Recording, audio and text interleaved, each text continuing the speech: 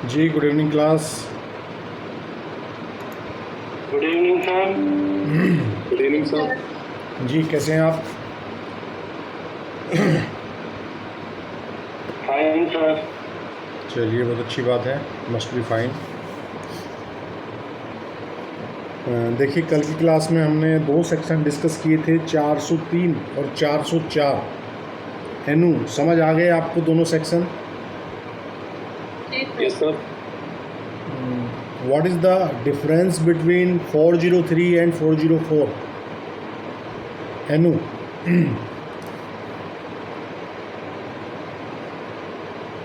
Yes sir.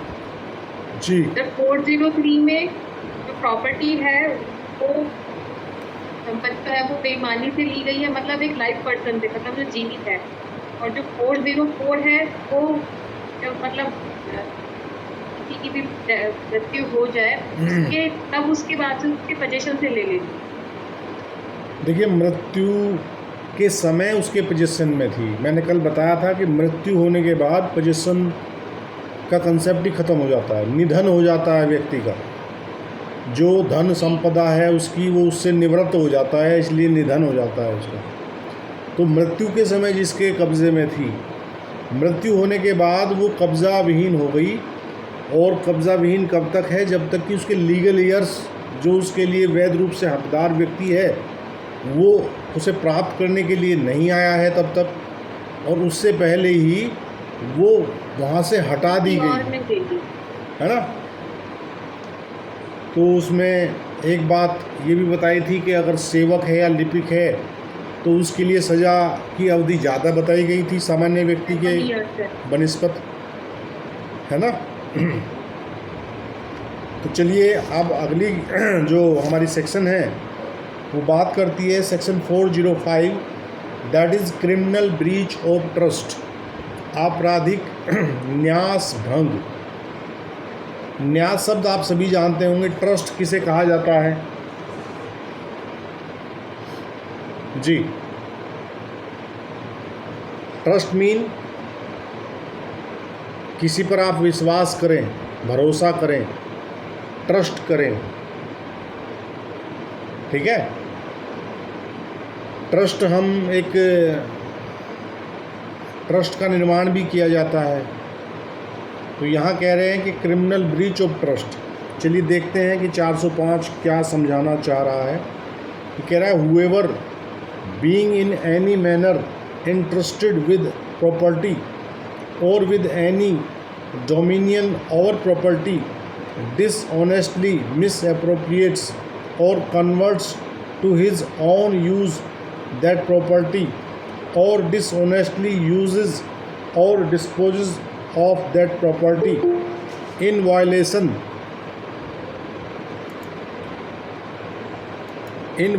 of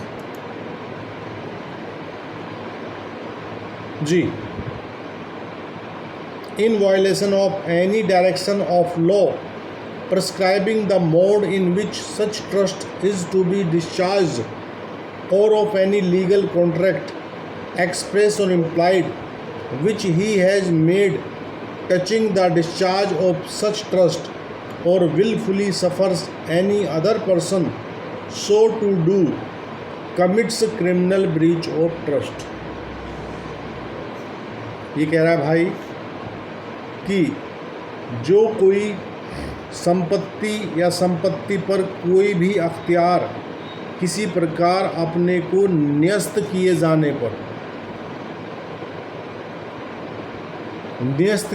पर यानी कि संपत्ति के स्वामी के द्वारा आपको संपत्ति खुद न्यस्त की गई है, आपके कब्जे में दी गई है। पिछली धारा में क्या था? पिछली धारा में क्या था? उन्होंने ली थी और यहाँ पे मालिक नहीं दी है उसको। जी ठीक है। तो ये कह रहा है न्यस्त किए जाने पर उस संपत्ति का बेईमानी से दुर्विनियोग कर लेता है, ठीक, या उसे अपने उपयोग में संपरिवर्तित कर लेता है। ये दोनों बातें पिछली धारा में भी थी। वहाँ भी वो बेईमानी से उसको क्या कर रहा था, मिस एप्रोप्रिएट कर रहा था या उसको कन्वर्ट कर रहा था अपने यूज़ में, ठीक है। या जिस प्रकार ऐसा न्यास निर्वहन किया जाना है उसको विहित करने वाली विधि के किसी निर्देश का या ऐसे न्यास के निर्वहन के बारे में उसके द्वारा की गई किसी अभिव्यक्ति या विवक्षित वैध संविदा का अतिक्रमण करके बेईमानी से उस संपत्ति का उपयोग या व्ययन करता है या जानबूझकर किसी अन्य व्यक्ति का ऐसा करना सहन करता है, वह आपराधिक न्यास भंग करता है। ठीक है, क्लियर है भाई? जी सर। अब इसके दो स्पष्टीकरण भी हैं, एक्सप्लेनेशन नंबर 1 और 2। ये एक्सप्लेनेशन ये बता रहे हैं कि जैसे वो ईएसआई वगैरह आप लोग सब जानते होंगे, एम्प्लॉय स्टेट इंश्योरेंस के नाम से एक संस्था है ईएसआई। वो क्या करते हैं, कर्मचारी गणों के वो उसमें क्या काटा जाता है, उनका पीएफ काटा जाता है, प्रोविडेंट फंड। पीएफ तो आप सभी जानते होंगे। तो पीएफ काटने के बाद भाई मान लीजिए मेरे पास कुछ लोग एम्प्लॉय के तौर पे काम करते हैं और मैंने उनका रजिस्ट्रेशन ईएसआई में कराया हुआ है। ईएसआई में रजिस्ट्रेशन होने के बाद मैं उनके जो उनका वेतन होगा, वेतन में से कुछ हिस्सा ईएसआई के लिए कटौती करके उसको ईएसआई में जमा करने का मेरा दायित्व है। मैं क्या कर लेता हूँ कि कटौती तो कर लेता हूँ लेकिन उसे ईएसआई में जमा नहीं करता हूँ, तो तब भी मैं क्या करूँगा, क्रिमिनल ब्रीच ऑफ ट्रस्ट करूँगा। ये कह रहा कि जो व्यक्ति किसी स्थापन का नियोजक होते हुए, चाहे वह स्थापन कर्मचारी भविष्य निधि और प्रकीर्ण उपबंध अधिनियम 1952 की धारा 17 के अधीन छूट प्राप्त है या नहीं, तत्समय प्रवृत्त किसी विधि द्वारा स्थापित भविष्य निधि या कुटुंब पेंशन निधि में जमा करने के लिए कर्मचारी अभिदाय की कटौती कर्मचारी की संदेह मजदूरी में से करता है और उसके बारे में यह समझा जाएगा कि इसके द्वारा इस प्रकार कटौती किए जाने पर अभिदाय की रकम उसे न्यस्त कर दी गई है, और यदि वह उक्त निधि में ऐसे अभिदाय का संदाय करने में उक्त विधि का अतिक्रमण करके व्यतिक्रम करेगा तो उसके बारे में यह समझा जाएगा कि उसने यथापूर्वोक्त विधि के किसी निर्देश का अतिक्रमण करके उक्त अभिदाय की रकम का बेईमानी से उपयोग किया है। तो यानी कि उसके द्वारा भी वो क्या माना जाएगा, क्रिमिनल ब्रीच ऑफ ट्रस्ट माना जाएगा, क्योंकि उस पर भरोसा करते हुए अपनी मजदूरी में से हिस्सा कटवा रहा है उसका एम्प्लॉय, और वो उससे ये उम्मीद कर रहा है कि जो विधि ने कहा है, अभी पीछे हम धारा पढ़ा है धारा, तो उसमें एक लाइन आई थी कि उसको विहित करने वाली विधि के किसी निर्देश का या उसे ऐसे न्यास के निर्वहन के बारे में उसके द्वारा की गई किसी अभिव्यक्ति या विवक्षित वैध संविदा का अतिक्रमण करके, तो यहाँ अतिक्रमण किसका हो रहा है, विधि के द्वारा एक डायरेक्शन दी हुई है एम्प्लॉय को कि आप यहाँ से कटौती करेंगे और कटौती करने के बाद इसके पीएफ अकाउंट में इसको आप जमा कर देंगे। यदि वो व्यक्ति ऐसा नहीं करता है तो वो भी स्पष्टीकरण 1 के माध्यम से क्या हो जाएगा, 405 में बताई गई परिभाषा के अध्याधीन आ जाएगा। Is that clear? जी, स्पष्टीकरण 2 कह रहा है, a person being an employer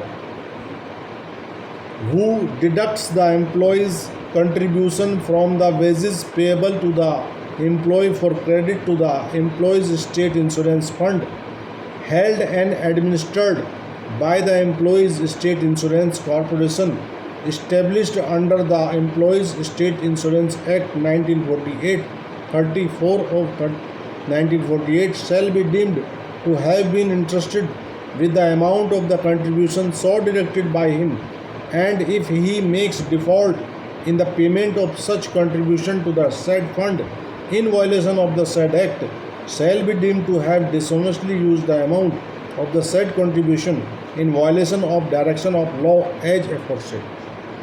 तो स्पष्टीकरण 2 ये कह रहा है कि जो व्यक्ति नियोजक होते हुए, ठीक है, कर्मचारी राज्य बीमा अधिनियम ESI वाला जो मामला है, ये 1948 का एक्चुअली एक्ट है, ESI कर्मचारी राज्य बीमा अधिनियम, एम्प्लॉय स्टेट इंश्योरेंस एक्ट। तो इसके तहत क्या होता है कि जो एम्प्लॉयज़ हैं उनके हिस्से को काट के उसका स्वामी ESI वहाँ जमा करता है PF के तौर पे, और ESI उनके लिए व्यवस्था करती है क्या, उनकी हारी बीमारी, मरना, दुख सुख के बारे में जो है वो ESI व्यवस्था करती है। ESI के हॉस्पिटल्स भी आपको मिल जाएंगे, डिस्पेंसरी मिल जाएंगी शहरों में, जहाँ के जिनके ESI कार्ड बने होते हैं उनको वहाँ इलाज ESI की तरफ से कराया जाता है। तो वैसा अगर कोई एम्प्लॉय कर रहा है कि उनका भाग, उनका संदाय तो काट रहा है लेकिन उसको आगे सबमिट नहीं कर रहा है, तो सबमिट नहीं कर रहा है तो डिसऑनेस्टली, बेईमानी से वो अपने लिए इस्तेमाल कर रहा है, तो फिर 405 एक्शन में आ जाएगा। इसके इलस्ट्रेशन देख लीजिए, 405 आपको और अच्छे से क्लियर हो जाएगी। इलस्ट्रेशन ए कह रहा है, a being executor to the will of a deceased person dishonestly obeys the law which directs him to divide the effects according to the will and appropriates them to his own use, A has committed criminal breach of trust। ये कह रहा है कि क्या एक मृत व्यक्ति की विल का निष्पादक होते हुए उस विधि को, जो चीज़ वस्तु को विल के अनुसार विभाजित करने के लिए उसको निर्देश देती है, बेईमानी से अवज्ञा करता है और उस चीज़ वस्तु को अपने उपयोग के लिए विनियुक्त कर लेता है, का ने आपराधिक न्यासभंग किया है। भाई वो एक विल का एग्जीक्यूटर था और मृतक की विल के अनुसार उसे उस चीज़ वस्तु का, उस प्रॉपर्टी का, जो भी उसकी संपत्ति थी, उसको विल के अकॉर्डिंगली डिस्पोज ऑफ करना था, लेकिन उसने विल के अकॉर्डिंगली डिस्पोज ऑफ ना करके उस संपत्ति को अपने उपयोग के लिए, उस चीज़ वस्तु को अपने उपयोग के लिए विनियुक्त कर लेता है, तो वो व्यक्ति आपराधिक न्यास भंग का अपराध करता है, क्रिमिनल ब्रीच ऑफ ट्रस्ट का अपराध करता है। कल्पना क्लियर है भाई? तो सर इसमें वो अधिकारी होगा ना? जी सर। इसमें क्रिमिनल ब्रीच ऑफ ट्रस्ट का जो माना जाएगा अपराधी, जो एग्जीक्यूटर है, जिसको विल निष्पादित करने की जिम्मेदारी सौंपी गई थी, ठीक है? Is that okay? The second one is, A is a warehouse keeper jet going on a journey and trusts his furniture to A under a contract that it shall be returned on payment of a stipulated sum for warehouse room. A dishonestly sells the goods. A has committed criminal breach of trust। का एक भांडागारिक है। भांडागारिक का मतलब क्या होता है? Store keeper, store रखने वाला, वेयर हाउस होल्डर, ठीक है? तो उसको क्या, एक व्यक्ति का है, उसने अपना फर्नीचर उसके यहाँ जमा किया और फर्नीचर इन शर्तों के साथ जमा किया, ये कॉन्ट्रैक्ट हुआ कि भी जब तक कि आप मेरे फर्नीचर को अपने भंडार गृह में रखोगे, अपने स्टोर में रखोगे, तब तक का एक किराया उनके बीच तय हो गया कि I will pay you the same and will take my furniture back. लेकिन उसने क्या किया बंदे ने कि उसने वो फर्नीचर क्या किया, बेच डाला। तो ऐसी अवस्था में उसने क्या किया, क्रिमिनल ब्रीच ऑफ ट्रस्ट किया, क्योंकि उन लोगों के बीच एक संविदा हुई थी। संविदा के अनुसार वो केवल अपने किराए के लिए तो फर्नीचर को रोक सकता था कि भाई आप मेरा किराया पे करो तो फर्नीचर आपको दूंगा, लेकिन उसने तो पूरा का पूरा फर्नीचर ही बेच डाला। तो ऐसी अवस्था में उस व्यक्ति ने आपराधिक न्यास भंग का अपराध किया। क्लियर है भाई? प्रवेश भाटी जी, तनुज भाटी जी, यस सर। समझ आ रहा है आप लोगों को? जी जी बिल्कुल सर। चलिए, बहुत अच्छी बात है। सी कह रहा है, A residing in Calcutta is an agent for Z residing at Delhi.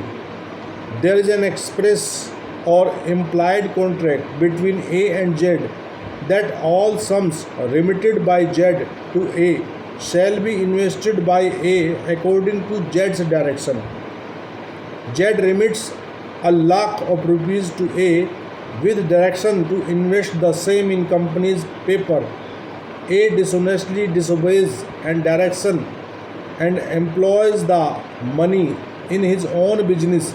A has committed criminal breach of trust. ये कह रहा है कि के जो कलकत्ता में निवास करता है, ये का जो दिल्ली में निवास करता है अभी करता है, एजेंट है। कौन है? के ये का एजेंट है। और का कहाँ रह रहा है? का कलकत्ता में रह रहा है और या दिल्ली में रह रहा है। ठीक है। का और या के बीच यह अभिव्यक्त या विवक्षित संविदा है कि क्या संविदा है कि या द्वारा का को प्रेषित सब राशियां का द्वारा या के निर्देश अनुसार विनिहित की जाएंगी। उनके बीच ये संविदा है कि जो धनराशि मैं आपको भेजूंगा, भाई आपका कोई एजेंट है और आप अपने एजेंट को धनराशि भेजते हो और आप एजेंट को डायरेक्शन देते हो कि भाई इसको ऐसे ऐसे आपको इस्तेमाल करना है, यहाँ इसको इन्वेस्ट करना है, इससे प्लॉट ख़रीदना है या इससे शेयर ख़रीदने हैं, व्हाट्सोएवर। ठीक है। तो का यहाँ क्या करता है? विवक्षित संविदा है कि या द्वारा का को प्रेषित सब राशियाँ का द्वारा या के निर्देश अनुसार विनिहित की जाएंगी। या का को इन निर्देशों के साथ ₹1,00,000 भेजता है कि उसको कंपनी पत्रों में विनिहित किया जाए। ठीक है। कंपनी पत्रों में विनिहित किया जाए। का उन निर्देशों की बेईमानी से अवज्ञा करता है और उस धन को अपने कारोबार में उपयोग में ले आता है। का ने यहाँ आपराधिक न्यास भंग किया है। भाई इसको डायरेक्शन तो उसके मास्टर का था कि इस पैसे को ऐसे ऐसे आप कंपनी के शेयर में लगाएं, कंपनी के कंपनी में लगाएं, या मतलब जो भी उसकी डायरेक्शन थी। यहाँ उदाहरण के तौर पे कंपनी पत्र बताए गए हैं, लेकिन कुछ भी डायरेक्शन हो सकता है मास्टर का अपने एजेंट को। और एजेंट क्या कर रहा है कि मास्टर के जो निर्देश हैं उनका उल्लंघन करके अपने हिसाब से अपने व्यापार में, अपने बिजनेस में उस पैसे को डाल लेता है। तो यहाँ वो जो एजेंट है वो आपराधिक न्यास भंग के अपराध का दोषी होगा। इज़ दैट क्लियर भाई? Yes sir. अब डी वाला जो इलस्ट्रेशन है वो सी वाले इलस्ट्रेशन का ही क्या है? एक्सपेंडेशन है। ये कह रहा है कि but if A in the last illustration not dishonestly but in good faith believing that it will be more for Z's advantage to hold share in the Bank of Bengal, disobeys Z's directions and buy shares in the Bank of Bengal for Z instead of buying company's paper. Here though Z should suffer loss and should be entitled to bring a civil action against A on account of that loss. Yet A, not having acted dishonestly, has not committed criminal breach of trust. तो देखिए ये दोनों illustration का एक संगम है और ये बहुत इम्पोर्टेंट इलस्ट्रेशन है 405 का। ये दूसरे में कह रहा है कि किंतु यदि पिछले दृष्टांत में का बेईमानी से नहीं प्रत्युत सद्भावपूर्वक यह विश्वास करते हुए कि बैंक ऑफ बंगाल में शेयर खरीदना मास्टर के लिए ज़्यादा लाभप्रद होगा, उसको ऐसा अनुमान लगा कि भाई ये जो पैसा मुझे डायरेक्शन के साथ भेजा है कि मैं कंपनी पत्र खरीदूं, कंपनी पत्र खरीदने के बजाय मैं यदि इसे बैंक ऑफ बंगाल के शेयर्स में डाल दूं तो शेयर्स में ज़्यादा मास्टर को मुनाफा होगा मेरे। ये सद्भावपूर्वक ऐसा कृत्य यहाँ किया जा रहा है। तो उसमें क्या हुआ कि वो बैंक ऑफ बंगाल के शेयर खरीद लेता है। तो यद्यपि यह को हानि हो जाए, ठीक है, और उस हानि के कारण वह कै के विरुद्ध सिविल कार्रवाई करने का हकदार हो, तथापि यहाँ कै ने बेईमानी का कार्य नहीं किया है उसने आपराधिक न्यायभंग नहीं किया है।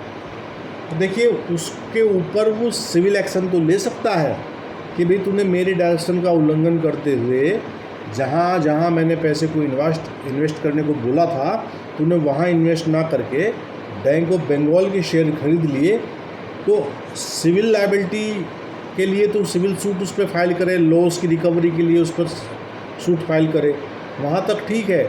लेकिन चूँकि उसका जो ये एक्ट था वो बोनाफाइड था, डिसऑनेस्टली नहीं था, वो तो मालिक को और ज़्यादा मुनाफा दिलाने का एक नज़रिया रखते हुए उसने बैंक ऑफ बंगाल में वो पैसा लगा दिया था। तो यहाँ क्रिमिनल ब्रीच ऑफ ट्रस्ट का अपराध नहीं बनेगा। तो ध्यान रखिएगा, अगर आपसे एग्ज़ाम में ये पूछ लिया जाए तो इसमें आपको मतलब कि दुविधा में आने की आवश्यकता नहीं है। आपको तत्व बेईमानी वाला ज़रूर देखना पड़ेगा। जब तक बेईमानी पूर्वक वाला तत्व यहाँ नहीं है, क्रिमिनल ब्रीच ऑफ ट्रस्ट नहीं होगा। तनुज भाटी जी, क्लियर हो रहा है भाई? जी सर। चलिए, बहुत अच्छी बात है। अब इलिस्ट्रेशन ई कह रहा है कि a revenue officer is entrusted with public money and is either directed by law or bound by a contract, express or implied, with the government to pay into a certain treasury all the public money which he holds. A dishonestly appropriates the money. A has committed criminal breach of trust. ये कह रहा है कि A एक राजस्व अधिकारी है का, जिसके पास लोग धन न्यस्त किया जाता है। भाई मान लीजिए कोई रेवेन्यू ऑफिसर है, और रेवेन्यू ऑफिसर का काम क्या होता है? धन को इकट्ठा करना, क्या समझे? और धन इकट्ठा करने के बाद उसको क्या उसकी ड्यूटी है कि उसको ट्रेजरी में जमा कर दे। ट्रेजरी आप सभी जानते ही होंगे, राजकीय कोषागार जो हमारे होते हैं वो ट्रेजरी है। तो उदाहरण के तौर पे मान लीजिए कलेक्टर साहब हैं, राजस्व अधिकारी हैं, और वो उसका संग्रह तो कर लिया उन्होंने, किस चीज़ का? जो धन है, जो राजस्व है, उसको कलेक्ट तो कर लिया, लेकिन कलेक्ट करने के बाद उसको ट्रेजरी में ना जमा करके अपने लिए अगर इस्तेमाल कर ले, कोई भी राजस्व अधिकारी हो सकता है, तो ऐसी अवस्था में क्या होगा? क्योंकि वो बेईमानी पूर्वक उसको अपने लिए विनियोजित कर रहा था, तो यहाँ का जो है वो आपराधिक न्यास भंग कर रहा था। क्या समझे?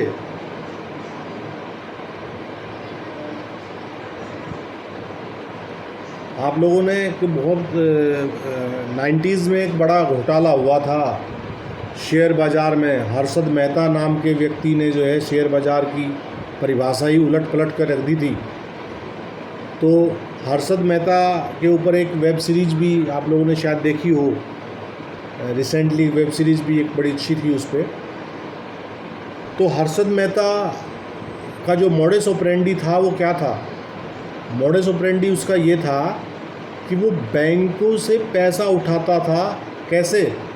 Without any record. उसने बैंकों में इतनी तगड़ी पेठ बना रखी थी कि वो बैंकों से पैसा उठा लेता था, और बैंक के जो बड़े बड़े अधिकारी थे वो उसको पैसा उठा के दे देते थे। वो शेयर बाज़ार में उसे इन्वेस्ट करता था और शेयर बाज़ार में हाइप क्रिएट करता था। जो टूचे मुचे शेयर थे उनको रातों रात जो है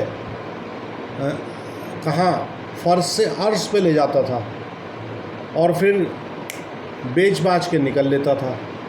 जो बैंक का पैसा होता था वो उसको बैंक को लौटा देता था। तो यहाँ बैंक से जो बैंक के कर्मचारीगण थे वो भी अपना हिस्सा रखते थे उस मुनाफे में। तो वो क्या अपराध कर रहे थे? वो क्रिमिनल ब्रीच ऑफ ट्रस्ट ही तो कर रहे थे। भाई ट्रस्ट के तौर पे ही तो हम बैंक में अपना पैसा रखते हैं, बैंक पे हमारा भरोसा है, बैंक के पास हम अपना पैसा रख रहे हैं। बैंक लोन दे किसी को, ऑफिशियली लोन दे, उस पर ब्याज ले, वो एक लीगल प्रोसेस है।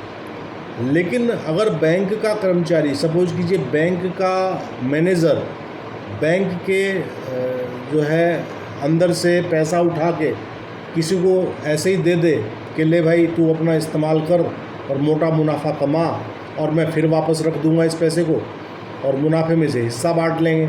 तो यहाँ बेईमानी पूर्ण जो शब्द है उसकी एंट्री होगी ही नहीं होगी। तो यहाँ क्रिमिनल ब्रीच ऑफ ट्रस्ट वाले मामले बन जाते हैं जहाँ भी मामले में बेईमानी घुस जाती है। इज दैट क्लियर भाई?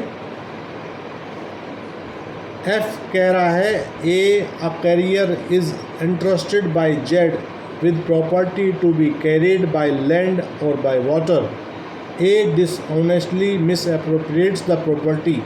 A has committed criminal breach of trust.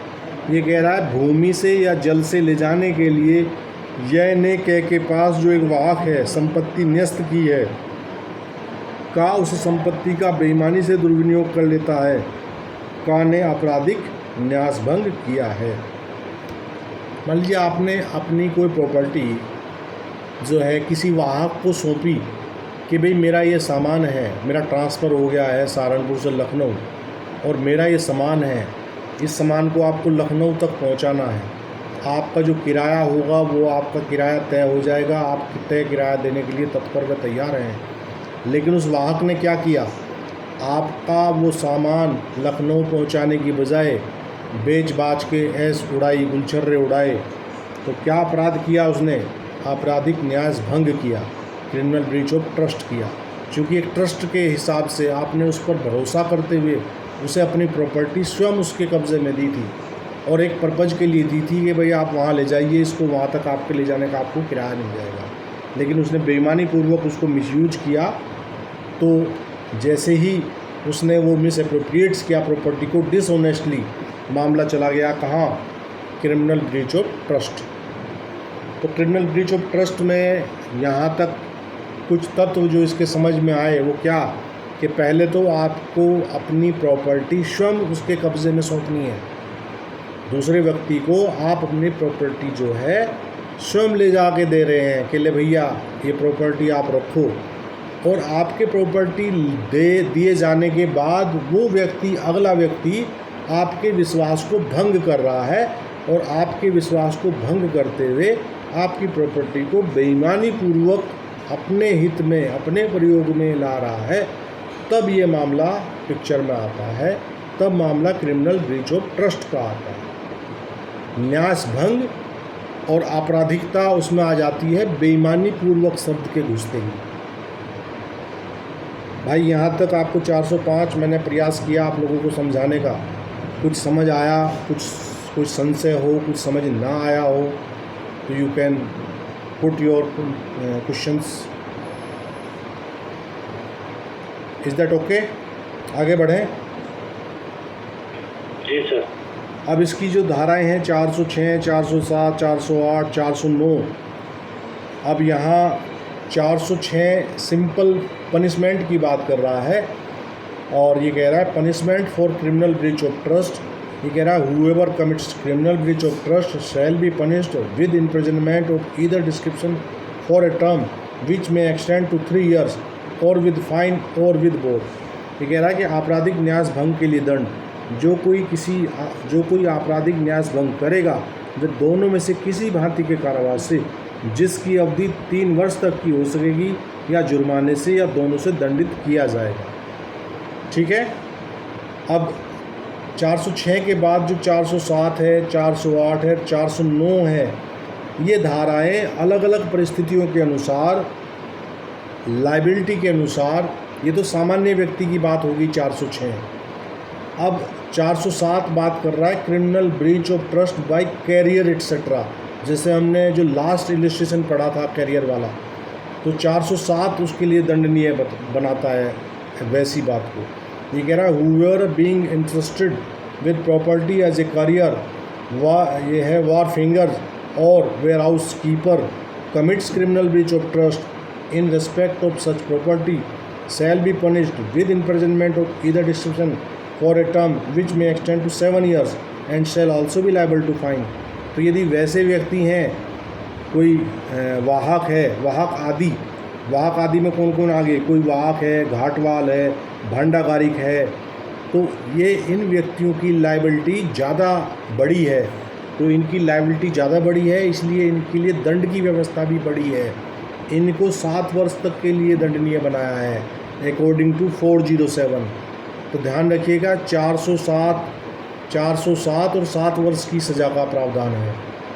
ठीक है, दिमाग मतलब कि एक टैक्टिक लगाने के हिसाब से आपको याद रहेगा कि अगर मामला 407 का है तो वहाँ पनिशमेंट की अवधि 7 वर्ष तक की है।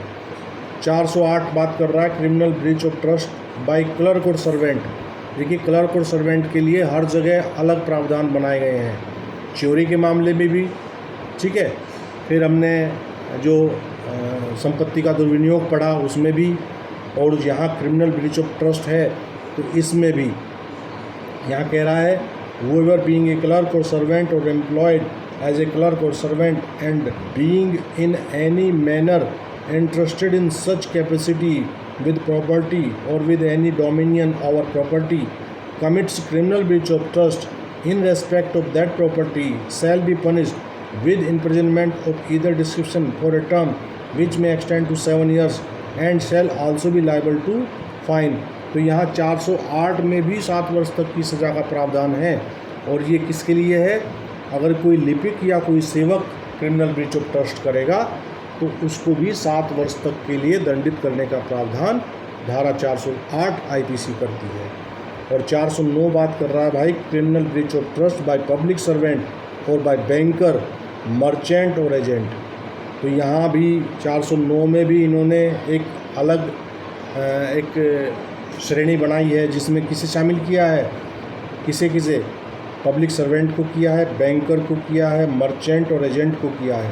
ये कह रहा है whoever being in any manner entrusted with property or with any dominion or property in his capacity of a public servant or in the way of his business as a banker, merchant, factor, broker, attorney, agent commits criminal breach of trust in respect of that property shall be punished with imprisonment for life or with imprisonment of either discretion for a term which may extend to 10 years and shall also be liable to fine। तो इनके लिए life imprisonment तक की सज़ा का प्रावधान किया है 409 में। ये कह रहा कि जो कोई लोक सेवक के नाते अथवा बैंकर, व्यापारी, ठीक है, फैक्टर, दलाल, अटॉर्नी या अभिकर्ता के रूप में अपने कारोबार के अनुक्रम में किसी प्रकार संपत्ति या संपत्ति पर कोई भी अख्तियार अपने को न्यस्त होते हुए उस संपत्ति के विषय में आपराधिक न्यास भंग करेगा, वह आजीवन कारावास से या दोनों में से किसी भांति के कारावास से जिसकी अवधि 10 वर्ष तक की हो सकेगी दंडित किया जाएगा और जुर्माने से भी दंडनीय होगा।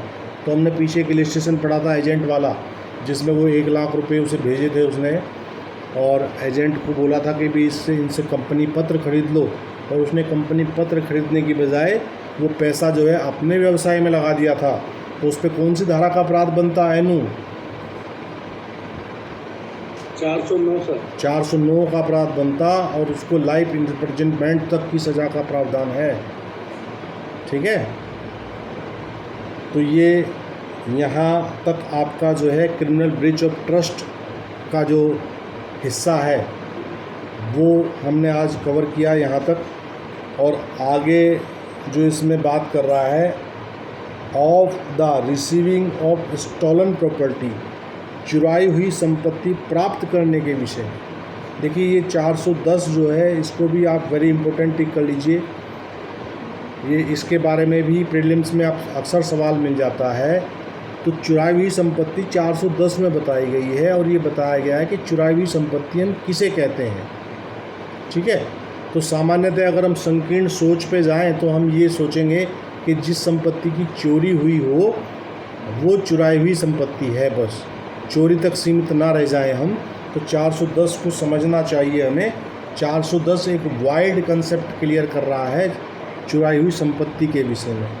ये कह रहा है property the possession thereof has been transferred by theft or by extortion or by robbery and property which has been criminally misappropriated or in respect of which criminal breach of trust has been committed, ठीक है, is designated as a stolen property। तो देखिए कितना wide concept बना दिया 410 में। ठीक, whether the transfer has been made or the misappropriation or breach of the breach of trust has been committed within or without India, but if such property subsequently comes into the possession of a person legally entitled to the possession thereof, it then ceases to be stolen property. क्या समझे भैया? 410 जो है बड़ी विस्तृत बात बता रहा है चुराई हुई संपत्ति के विषय में। ये कह रहा है कि वह संपत्ति जिसका कब्जा चोरी द्वारा या उद्यापन द्वारा या लूट द्वारा अंतरित किया गया है, ठीक है, चोरी, उद्यापन या लूट, ठीक, और वह संपत्ति जिसका आपराधिक दुर्विनियोग किया गया है। देखिए, आपराधिक दुर्विनियोग वाली संपत्ति भी यहाँ चुराई हुई संपत्ति मानी जाएगी, या जिसके विषय में आपराधिक न्यास भंग किया गया है, ठीक है। तो criminal breach of trust, criminal misappropriation of property, तो ये सारी प्रॉपर्टी भी चुराई हुई संपत्ति मानी जाएंगी, ठीक, कहलाती हैं, चाहे वह अंतरण या वह दुर्विनियोग या न्यास भंग भारत के भीतर किया गया हो या बाहर किया गया हो, कोई फ़र्क नहीं पड़ता। बाहर किया जाएगा तब भी वो चुराई हुई संपत्ति मानी जाएंगी, ठीक है। किंतु यदि ऐसी संपत्ति तत्पश्चात ऐसे व्यक्ति के कब्ज़े में पहुंच जाती है जो उसके कब्ज़े के लिए वैध रूप से हकदार है, तो वह संपत्ति चुराई हुई संपत्ति नहीं रह जाती। क्या समझे अमित? अगर वो संपत्ति उसी व्यक्ति के पास पहुंच जाती है जिसके जो मालिक है, जो वैध रूप से हकदार है उसका, तो फिर जैसे ही उसके कब्ज़े में आई तो वो संपत्ति चुराई हुई संपत्ति कहलाने से सीज हो जाएगी। मतलब कि उस जैसे ही अब वो वैध व्यक्ति के कब्ज़े में है ना, ठीक है। तो 410 क्लियर हुआ? हाँ जी जी, वाइड बहुत है। तो सारे की सारे जो सेक्शन है, चाहे चोरी है, उद्यापन है, लूट है, हाँ, आपराधिक न्यास भंग है, किसी से भी वो संपत्ति अगर वो ट्रांसफ़र होके आई है तो वो चुराई हुई संपत्ति है। तो परीक्षा हॉल में अगर पूछा जाए तो वहाँ कंफ्यूज नहीं रहना है। वहाँ इनमें से कोई भी चीज़ आएगी तो वो चुराई हुई संपत्ति ही आप बताएंगे उसको। कल्पना, एक सवाल का जवाब दीजिए आप। कल्पना, जी सर। इसमें सारा कुछ आ गया, इसमें चोरी आ गई, उद्यापन आ गया, लूट आ गया, आपराधिक दुर्विनियोग आ गया, आपराधिक न्यास भंग आ गया, लेकिन डकैती का जिक्र नहीं किया इसमें। ऐसी क्या नाराज़गी थी डकैती से?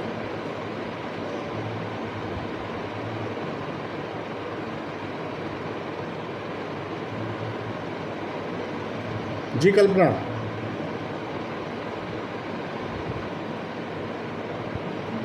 जी सर मुझे नहीं है। कौन बताएगा भाई? एनू, आप बताइए। सर क्योंकि ये चोरी है और एक्सटॉर्शन, रॉबरी, ये जितनी भी चीज़ें हैं एक सिंगल पर्सन भी कर सकता है, बट डकैती के लिए कम से कम 5 लोगों का होना ज़्यादा ज़रूरी है। शायद इसलिए इसमें डकैती नहीं है। नहीं, आप वैसे मतलब कि आंसर के बहुत करीब पहुंच गए हो आप, लेकिन आपका जो प्रेजेंटेशन है बस वो गड़बड़ा गया थोड़ा सा। देखिए, सर वो आप करेक्ट कर दीजिए। इसमें चोरी आ गई, उद्यापन आ गया, लूट आ गया। तो जो डकैती है वो एक विशेष प्रकार की लूट ही तो डकैती होती है। जब 5 या 5 से अधिक व्यक्ति मिलके लूट करते हैं तो उसे ही तो डकैती कहते हैं। जी सर। तो वो लूट के रूप में यहाँ लिखी हुई है।